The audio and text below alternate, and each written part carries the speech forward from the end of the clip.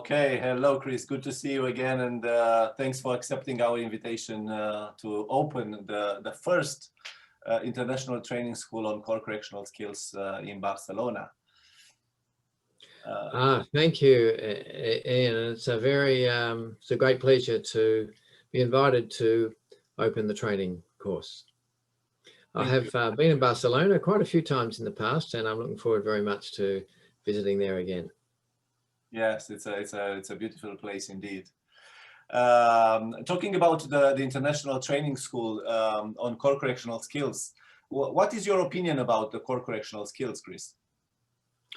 Well, I think it's extremely important that core correctional skills are embedded into correctional services around the world primarily because they're very important in achieving good outcomes in correctional supervision, in probation and parole, and community correctional settings in particular, but also in custodial settings as well. So I might just talk a little bit, Ian, about what are core correctional skills, or what I understand core correctional skills to be. And I'll talk about four particular components of core correctional skills. Number one is role clarification. So it's very important that community corrections officers or probation and parole officers, when they're supervising offenders, that they have a good grasp of the role of a community corrections officer, and also that their clients can understand this role. In particular, the role that probation officers have in providing a helping role, but at the same time, a social control role. Often this is very hard for the clients to understand, that the worker is there to both help them with their problems, but also to ensure that they comply with a corrections order.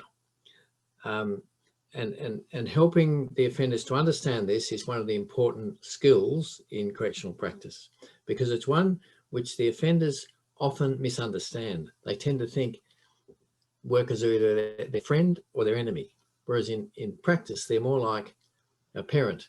They're exerting control over someone, but at the same time, they're trying to help them with their offence-related problems. Right. So that is the first skill. The second one is pro-social modelling. And the concept of pro-social modelling involves the worker modelling pro-social values and actions and talking in a pro-social way, and identifying the pro-social things that clients say and do when they're in supervision. So the focus of supervision should be a lot on the pro-social things that the clients are saying and doing, whether that's looking for employment, trying to reduce drug use, trying to seek out new pro-social relationships. The more supervision can be focused on the pro-social aspects of a client's personality rather than the criminal aspects of the personality, the more successful the supervision is likely to be. Based on a lot of theory which suggests that people learn best by positive reinforcement, and that constant challenging or negative commentary actually can have the opposite effect and drive people more into their negative behaviour. Right. So that's the second concept. The third one relates to problem solving and cognitive behavioural interventions. So whilst the worker is focusing on the things that the clients do well in relation to, or the strengths focus in relation to pro-social things that the clients are saying and doing, the effective worker is also concerned to work with issues which may have led the offender to become an offender. For example, helping the offender to deal with drug use, relationship issues, peer group associations, anger management, helping to identify issues in the offender's life, and then helping them work towards ways of dealing with these issues. And simultaneously, there's the concept of cognitive behavioural interventions. So often clients have distorted thinking in relation to their offending behaviour. Often they rationalise the behaviour, and often their thinking patterns could be described as erroneous, hence leading them into criminal behaviour and feeling that this is the best options for them. And it's important that the worker, while they're focusing on strengths, while they're helping clients deal with their problems, they also can challenge the distortions and rationalizations which clients may come up with in a careful and gentle way. This works best, of course, if it's in the context also of the fourth skill, which is the client-worker relationship, where the client and the workers have what I would call a good, strong, professional relationship. They're friendly, but not a friend.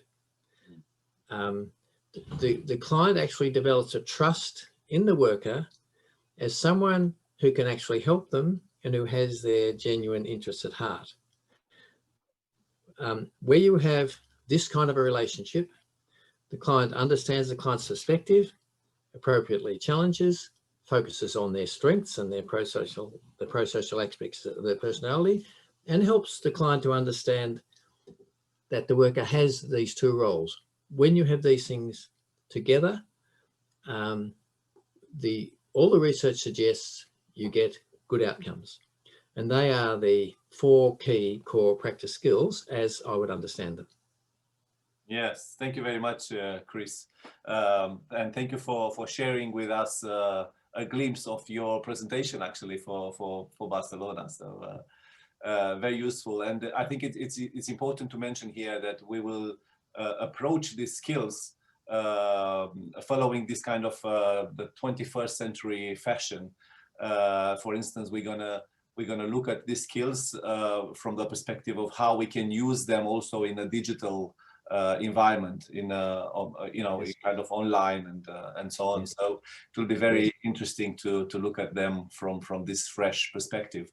Thank you very much for that, Chris, again. And just the last question, if I may. I know that you are very busy. Can you tell us what you think about this kind of short, sharp forms of training, like a summer school? What do you think about this?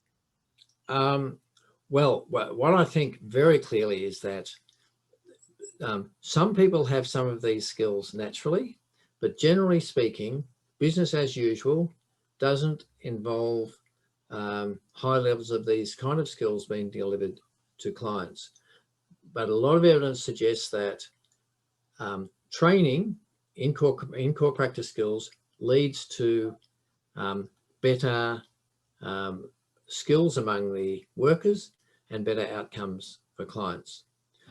I've been involved in several research projects looking at the relationship between the skills and the client outcomes, and between training and client outcomes. And in youth justice and in adult corrections, we've found that where the skills are present, the outcomes are better. The clients are more engaged and there's less reoffending.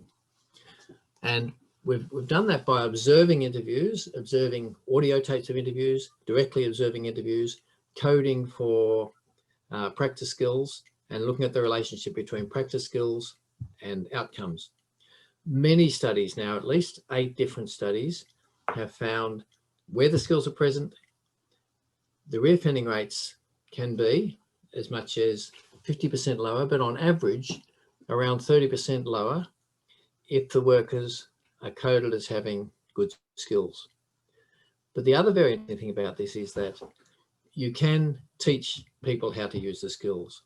And we have shown this in other research, my research, but research by many other people, researchers in this field, that training for as short as 2 days, maybe 7 days, 5 days, 2 days, even 1 day, makes a difference to the skills which workers use.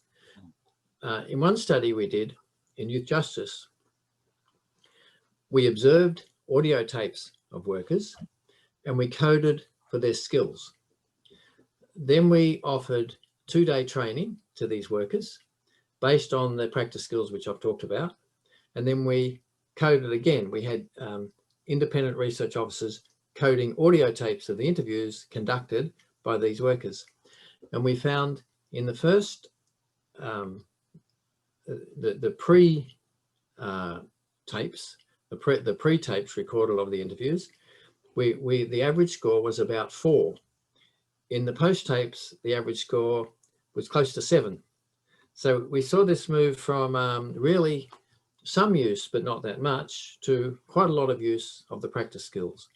And what we find is the training improves the skills, and in turn, we've found in many research studies now that the skills then relate to reduced reoffending, higher levels of client satisfaction, and interestingly, higher levels of worker satisfaction with supervision. So all around, the training in the core practice skills leads to much more effective, better functioning probation services. Right. Thank you, Chris. It's a very optimistic way of ending our interview. Thanks a lot, and I hope to see you on the 12th of July in Barcelona. Okay. Yes, thank you. Thanks very much, Ioan, for the opportunity to talk to you. All the best, Chris. See you soon. Thank you.